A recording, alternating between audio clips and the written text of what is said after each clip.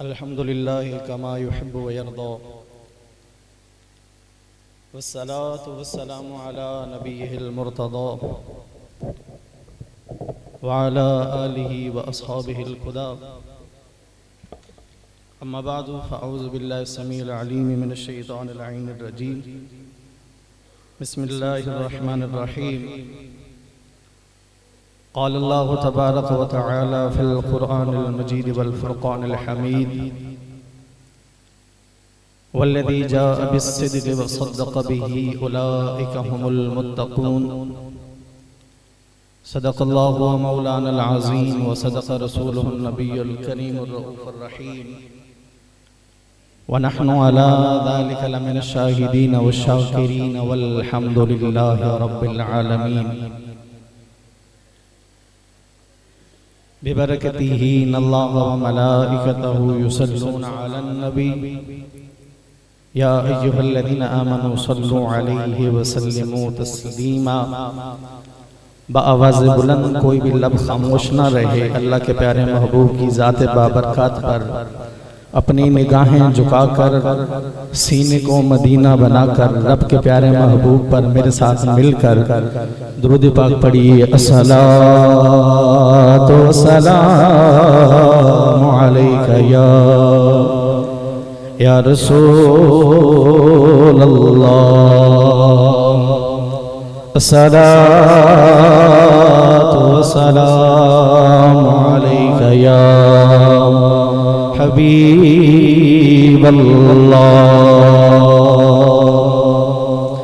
اللہ کے پیارے حبیب ایک مرتبہ اپنے پیارے غلام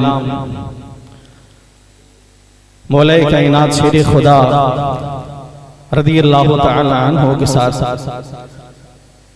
سفر پر جا رہے تھے۔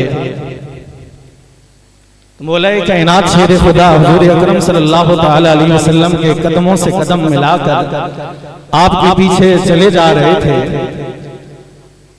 اتنے میں حضرت علی رضی اللہ تعالی عنہ کو درود و سلام کی صدائیں آنے لگی، آوازیں آنے لگی کہ کوئی شخص حضور اکرم صلی اللہ تعالی علیہ وسلم کی ذات بابرکات پر درود پڑھ رہا ہے۔ تو مولا علی کائنات اپنے دائیں بائیں دیکھنے لگے، انہیں کوئی بندہ نظر نہیں آیا۔ اگنے آگے پیچھے دیکھا، آگے پیچھے بھی کوئی بندہ نظر نہیں آیا۔ پھر آپ نے گمان لگایا کہ شاید کوئی جانور حضور کی ذات پر درود پڑھ رہا ہوگا، لیکن پھر آپ نے نظریں دوڑائیں لیکن کوئی نظر نہیں آیا۔ پھر آپ نے دیکھا شاید کوئی اور شجر و حجر کوئی حضور کی ذات پر در و دیوار حضور کی ذات پر درود پڑھ رہا ہوگا، لیکن مولا علی فرماتے ہیں کہ میں اسی کشمکش میں تھا کہ درود و سلام کی صدائیں تو آ رہی ہیں لیکن پڑھنے والا نظر نہیں آ رہا۔ حضور کے پیچھے آرام آرام سے چلی جا رہی ہیں اور ان کو بار بار یہ صدائیں آ رہی ہیں کہ کون حضور کی ذات پر درود پڑھ رہا ہے۔ حضور ایک جگہ پر جا کر رکے، رکنے کے بعد مولا علی کی طرف متوجہ ہوئے اور کہا اے علی کیوں پریشان ہو رہے ہو؟ کہا کہ یا رسول اللہ کب سے مجھے درود و سلام کی صدائیں آ رہی ہیں کہ بندہ آپ کی ذات پر درود پڑھ رہا ہے، لیکن یا رسول اللہ میرے ماں باپ آپ پر قربان، وہ پڑھنے والا نظر نہیں آ رہا، درود پڑھنے والا نظر نہیں آ رہا۔ حضور مسکرائے اور مسکرانے کے بعد دست شفقت مولا علی کے کندھے پر رکھا، کہا اے علی کیا تو جاننا چاہتا ہے کہ کون محمد عربی پہ درود پڑھ رہا ہے؟ کیا تو جاننا چاہتا ہے کہ کون محمد پر درود پڑھ رہا ہے؟ تو مولا کائنات کہنے لگے کہ ہاں یا رسول اللہ میں جاننا چاہتا ہوں کون آپ کی ذات پر درود پڑھ رہا ہے۔ تو حضور نے کہا کہ اے علی دیکھ وہ سامنے پہاڑ کی چوٹی پہ کالے رنگ کا پتھر ہے جو محمد پہ درود پڑھ رہا ہے، کالے رنگ کا پتھر ہے جو محمد پر درود پڑھ رہا ہے۔ تو درود کی یہ حدیث مبارکہ آپ کو سنانے کا مقصد یہ تھا کہ میں نے درود پاک پڑھنے کا کہا تو لوگ کسی نے بولا شاید درود پاک پڑھنا کوئی افضل کام نہیں ہے، بعض پڑھتے ہیں بعض نہیں پڑھتے۔ تو سنانے کا مطلب یہ تھا کہ حضور جن کے ہم امتی ہیں، جن کے ہم امتی ہیں، وہ نبی ایسے نبی ہیں کہ جو پہاڑ کے اوپر پتھر کا رنگ بھی جانتے ہیں کہ کس رنگ کا پتھر مجھ پر درود پڑھ رہا تھا. تو ہم یہاں شاہ صاحب قبلہ یہاں مسجد کے امام و خطیب آل نبی اولاد علی ہیں. اللہ تبارک و تعالیٰ ان کا سایہ ہم سب پر دیر قائم و دائم فرمائے. آپ تو مسجد کی انتظامیہ جو امام یہاں کے مقتدی ہیں وہ بھی بڑے خوش نصیب ہیں کہ آپ کے امام صاحب سید سادات کتنا آپ کو نماز پڑھتے ہوئے بھی سرور آتا ہوگا. اللہ تبارک و تعالیٰ قبلہ شاہ صاحب کی علم میں عمر میں عمل میں مزید اضافہ عطا فرمائے. تو حضور اکرم صلی اللہ علیہ وسلم کے ہم امتی ہیں. تو حضور اکرم صلی اللہ علیہ وسلم جب پتھر کو جانتے ہیں کہ کون سا پتھر حضور پر درود پڑھتا ہے, اگر آپ یہاں تاج المساجد کے اندر بیٹھ کر حضور کے دیوانے حضور کے امتی حضور پر درود پڑھیں گے تو حضور ہمیں بھی جانتے ہیں. تو اس نیت سے کہ حضور اکرم صلی اللہ علیہ وسلم ہمیں بھی جانتے ہیں, ہمارے آباء و اجداد کو بھی جانتے ہیں, یہ نیت رکھ کر سینے کو مدینہ بنا کر میرے ساتھ مل کر درود پاک پڑھیے. السلام علیکہ یا رسول اللہ, السلام علیکہ یا حبیب اللہ. مسلم ہے محمد سے وفا صدیق اکبر کی, مسلم ہے محمد سے وفا صدیق اکبر کی, نہیں بولی زمانے کو وفا صدیق اکبر کی, نہیں بولی زمانے کو وفا صدیق اکبر کی. یا صاحب الجمال و یا سید البشر, یا صاحب الجمال و یا سید البشر, میں وجہک المنیر لقد نور القمر, لا يمكن الثناء كما كان حقه, بعد از خدا بزرگ تو ہی قصہ مختصر, بلغ العلا بکمالہ کشف الدجا بجمالہ, حسنت جمیع حصالہ صلو علیہ وآلہ. بعد حمد و ثنا لائق ست عزت و تقریم نہایت واجب القدر, ذی مقتدر ذی محتشم, مفتیان اعظام مشایخ اعظام ائمہ کرام علماء کرام, اور قرب و جوار سے تاجدار صداقت کانفرنس میں آئے حضور کی دیوانوں, السلام علیکم ورحمت اللہ وبرکاتہ.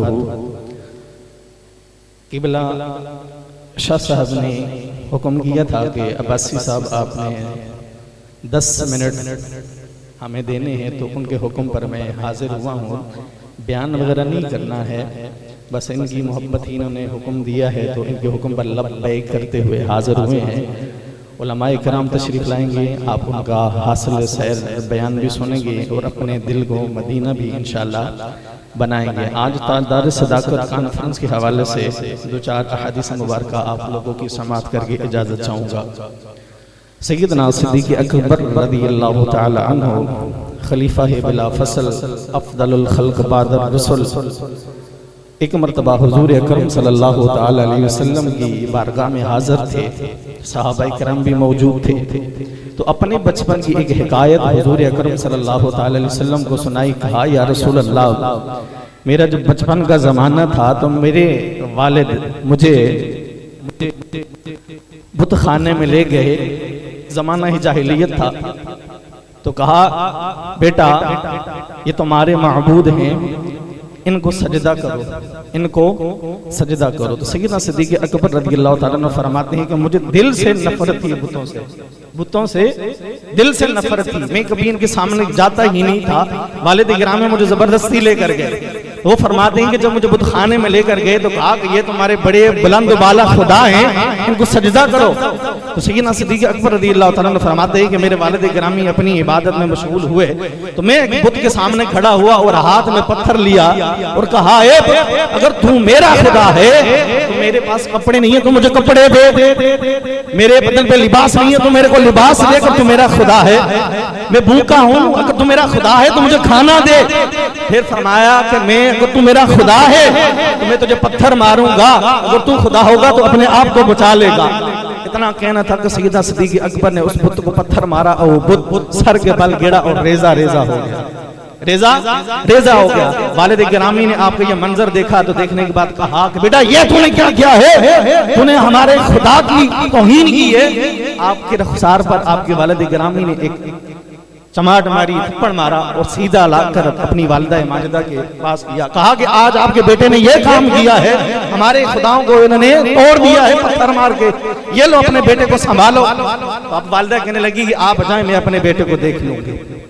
تو وہ فرماتی ہیں کہ جب سیدنا صدیق اکبر رضی اللہ تعالیٰ اپنی والدہ ماجدہ کے پاس آئے تو جبریل امین وہ فرماتے ہیں کہ حاتب غیب سے آواز آئی، کہا یا امت اللہ علی التحقیق ابشری بالوالد العتیق اسمہ فی السماء صدیق لمحمد صلی اللہ تعالی علیہ وسلم صاحب الرفیق۔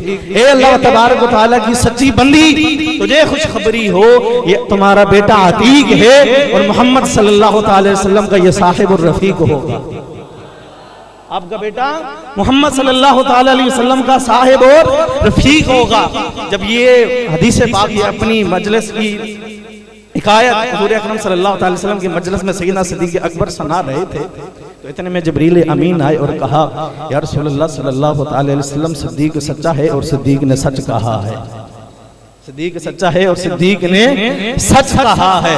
حضور اکرم صلی اللہ تعالی علیہ وسلم کے شب و روز، صبح و شام، دن رات، سفر ہو حضر ہو کوئی بھی لمحہ ہو، حضور اکرم صلی اللہ تعالی علیہ وسلم کے ساتھ ہمیشہ رہا کرتے تھے سیدنا صدیق اکبر رضی اللہ تعالیٰ عنہ۔ ہر وقت ہر لمحہ حضور کے پاس رہا کرتے تھے، رات دیر تک حضور اکرم صلی اللہ تعالی وسلم کی مجلس میں تشریف فرما ہوتے تھے اور بیٹھے رہتے تھے۔ حضرت سیدنا جابر بن عبداللہ رضی اللہ تعالیٰ عنہ روایت کرتے ہیں کہ ایک مرتبہ حضور اکرم صلی اللہ تعالی وسلم مسجد نبوی میں منبر پر جلوہ گر تھے، دیکھا کہ سیدنا صدیق اکبر رضی اللہ تعالی عنہ نہیں نظر آئے تو حضور اکرم صلی اللہ تعالی وسلم کھڑے اور کہا کہ صدیق اکبر کہاں ہیں؟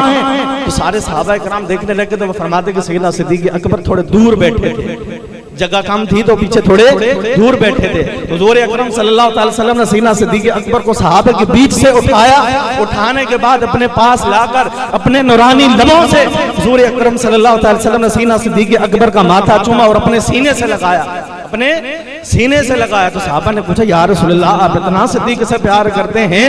تو حضور اکرم صلی اللہ تعالی وسلم نے فرمایا کہ میں اس سے کیوں نہ پیار کروں کہ جس سے میرا رب بھی پیار کرتا ہے، جس سے میرا رب بھی پیار کرتا ہے۔ تو حضور اکرم صلی اللہ تعالی وسلم کے پہلے ساتھی، پہلے جانشین، پہلے اسلام کے مبلغ، سب سے پہلے خطبہ دینے والے مسجد الحرام میں سیدنا صدیق اکبر ہیں۔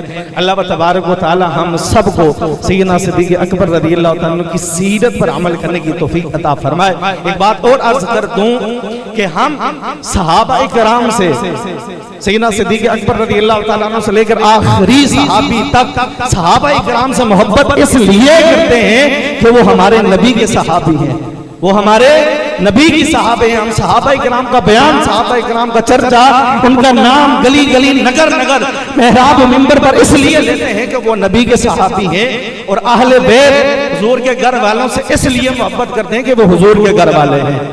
کس کے گھر والے ہیں؟ حضور کے گھر والے ہیں، کوئی اور وجہ نہیں ہے ہماری محبت کی کہ اس لیے ہم ان دونوں ہستیوں سے محبت کرتے ہیں کہ یہ دونوں حضور کے گھر والے ہیں اور دوسرے حضور کے ساتھی ہیں۔